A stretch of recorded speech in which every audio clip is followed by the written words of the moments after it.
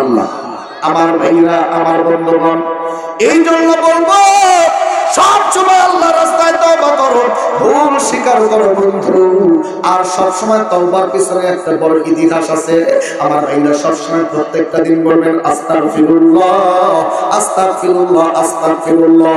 নবী বলেন কোন ব্যক্তি যদি আস্তাগফিরুল্লাহ দিনে যদি 70 বারের বেশি যদি আস্তাগফিরুল্লাহ বলে, 100 বার যদি আস্তাগফিরুল্লাহ পড়ে, আর ওই ব্যক্তি যদি ওই দিন মারা যায়, আমার আল্লাহ বলল বান্দার জীবনের গুনাহ আল্লাহ তাআলা মাফ করে দিয়া আমার আল্লাহ তাকে জান্নাতের দুয়ারে পৌঁছায় দিবে। জোরে কান্না সুবহানাল্লাহ। আমার ভাইরা বন্ধুরে, ইমাম আহমদ ইবনে হাম্বল রাহমাতুল্লাহি আলাইহি একজন জগৎ বিখ্যাত শাইখুল হাদিস ছিলেন। ইমাম আহমদ ইবনে হাম্বল প্রত্যেকটা দিন বন্ধুরে হাদিস সংরক্ষণ করতেন, কিন্তু এলাকায় মানে দূরে দূরে গিয়ে হাদিস সংরক্ষণ করে আসতেন। ইমাম আহমদ ইবনে হাম্বল হাদিস সংরক্ষণ করার জন্য শত শত মাইল পাড়ি দিয়ে সফরের উদ্দেশ্যে বের হয়েছে।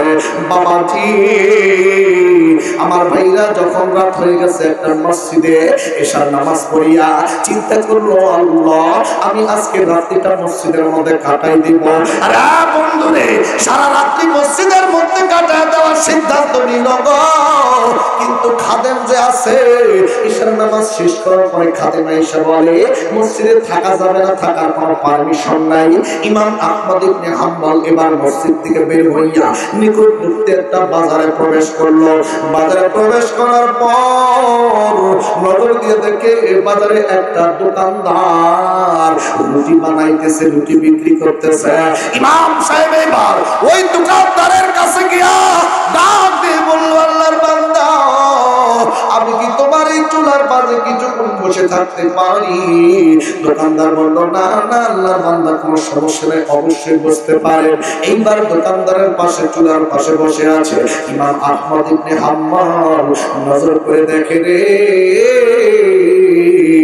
দোকানদার রুটি বানায় আর কি জানি গুনগুন করে পড়ে, কিন্তু বোঝা যায় না কি জানি করতেছে, বারবার বারবার করতেছে। ইমাম আহমদ ইবনে হাম্বল এইবার ডাকতে বলল, আল্লাহর বান্দা, আমি বসার পর থেকে কিছুক্ষণ সময় ধরে আমি লক্ষ্য করে দেখছি গো, আপনি আপনার মুখ দ্বারা কি জানি সব সময় ফিসফিস করে বলতেছেন। কি বলেন, কি বলেন, একটু আমাকে বলা যাবে কি? দোকানদার এবার ডাকতে বলল, আল্লাহর বান্দা, আমি সব সময় আস্তাগফিরুল্লাহ আস্তাগফিরুল্লাহ বলি, রুটি বানাই আস্তাগফিরুল্লাহ, রুটি বিক্রি করি আস্তাগফিরুল্লাহ, ক্যাশ বাক্সের মধ্যে টাকা রাখি আস্তাগফিরুল্লাহ। এই আস্তাগফিরুল্লাহ হলো আমার একটা সঙ্গী। আমি আস্তাগফিরুল্লাহর আমল করার পিছনে কারণ হলো, আস্তাগফিরুল্লাহর আমল করার কারণে আল্লাহ রাব্বুল আলামিন আমার সব দোয়া কবুল করেছে, আমার সব দোয়া কবুল করে, সব ইচ্ছা পূরণ করে। সুবহানাল্লাহ। ইমাম আহমদ ইবনে হাম্বল ডাক দিয়ে বলল, সব দোয়া যদি কবুল হইয়া যায়, তাহলে তোমার সব দোয়া কবুল হইয়া গেলে এমন কি কোনো বিষয় নাই যা এখনো কবুল হয় নাই? দোকানদারের ডাক দিয়ে বলল, হুজুর, আমার জীবনে সব দোয়া কবুল হয়েছে, কিন্তু একটা দোয়া এখনো কবুল হয় নাই, জানি না আমার ওই ইচ্ছাটা পূরণ হবে কিনা। ইমাম আহমদ ইবনে হাম্বল ডাক দিয়ে বলল, কোন দোয়া, কি ইচ্ছা বলো তো দেখি একটু। এইবার দোকানদার ডাক দিয়ে বলল,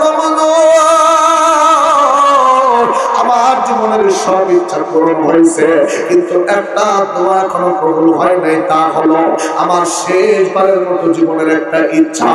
এই দেশে একজন জগৎ বিখ্যাত শাইখুল হাদিস, আল্লাহর একজন ওলি মুজাদ্দিদ ইমাম আহমদ ইবনে হাম্বল একজন আল্লাহর ওলি। আমার ইচ্ছা হইল ইমাম আহমদ ইবনে হাম্বলের সঙ্গে একটা বারের জন্য জীবনে সাক্ষাৎ করব, কিন্তু বড় দুঃখ, আমার আজও সাক্ষাৎ হলো না।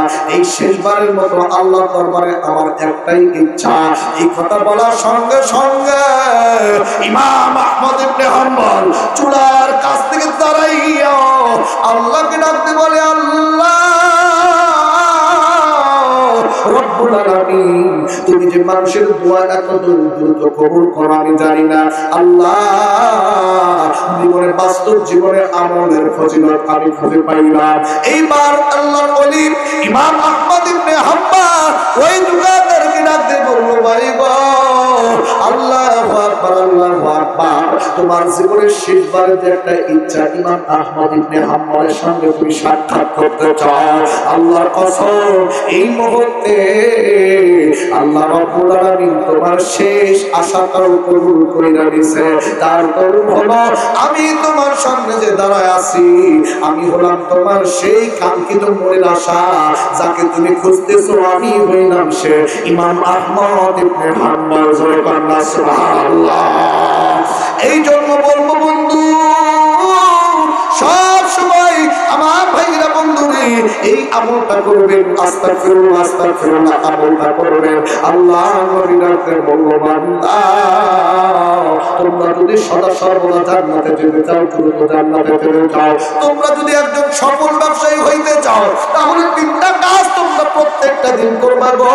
তিনটা কাজ যারা করবে তারা একজন সফল ব্যবসায়ী হয়ে আল্লাহ জান্নাতে যাবে। এক নাম্বার খেয়াল করেন, এক নাম্বারে ইন্নাল্লাযীনা ইয়াতুলুনা কিতাবাল্লাহ,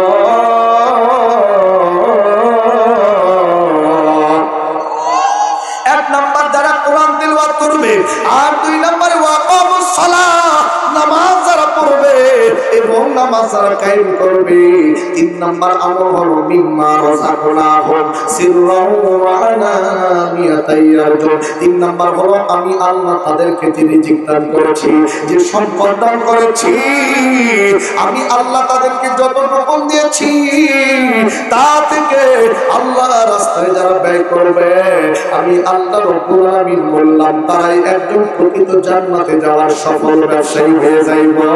আওয়াজ করে বলেন না বাদাম সুবহানাল্লাহ।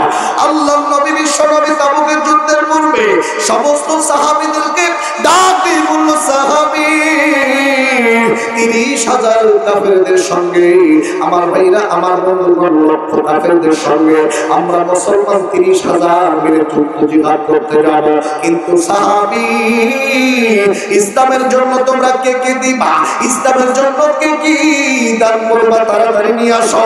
সমস্ত সাহাবীরা যে যার মতো দৌড়ে বাড়িতে চলে গেল, যার যার যতটুকু প্রয়োজন সে যতটুকু মন চাচ্ছে মন করে ইসলামের জন্য আল্লাহ রাস্তায় দান করতেছে। বাবাজি আল্লাহর নবী ডাকতে বলল, সাহাবী তোমরা কে কি দান করেছো বলো বলো।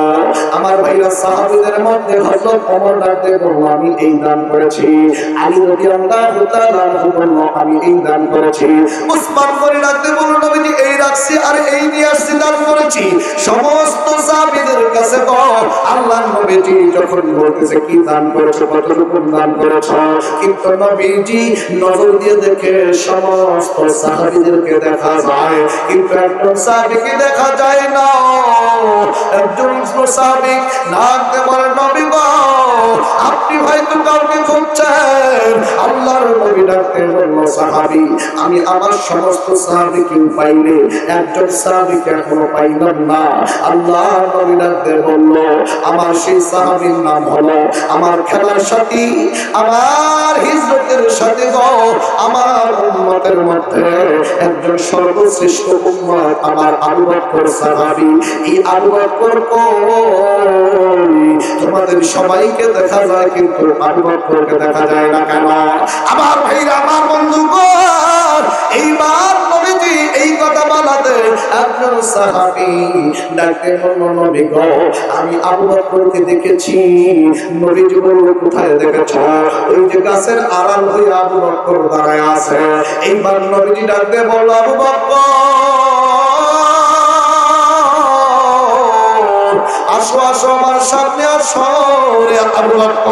আবু বকর যখন সামনে চলে আসলো, নবীজি নজর করে দেখে আবু বকরের দেহের মধ্যে একটা চট পেল্লা।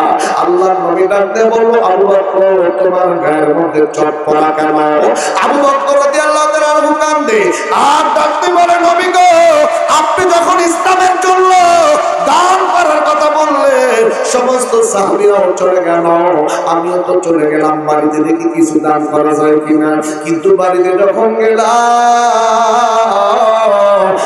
আমি নজর করে দেখি যত কিছু আমার ঘরের মধ্যে, তার মধ্যে আমার ভাইরা এই কয়টা জিনিস ছিল: 2 টুকরা খেজুর, 1 পেয়ালা দুধ, আর একটা দুধের বাটি। এই ছাড়া আমার ঘরে আর কিছু নাই। আমি যখন এই জিনিসগুলো নিয়ে যখন আসতে চাইব, হঠাৎ করে নজর করে দেখি আমার ঘরের সামনে একটা চট দেখা যায়। আমি চিন্তা করলাম, চটটা যদি আমি পড়িয়া আমার পরনের লুঙ্গিটা যদি আমি ইসলামের জন্য দান করে দিই, কতই না ভালো হয়। নবী গো,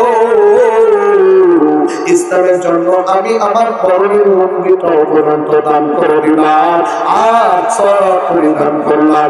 আল্লাহর নবী ডাক দিয়ে বলল, ও আমার সাহাবীরা, যারা যারা আজকে দান করেছ, তাদের দানের মধ্যে আজকে আমার আবু বকরের দান আল্লাহর দরবারে সবথেকে বেশি পরিমাণ পছন্দ হয়েছে। সুবহানাল্লাহ। এ বন্ধু মুসলমান বাবাজিরা, আল্লাহর নামের কসম করে বলি, আমি মুসাফির ব্যক্তি।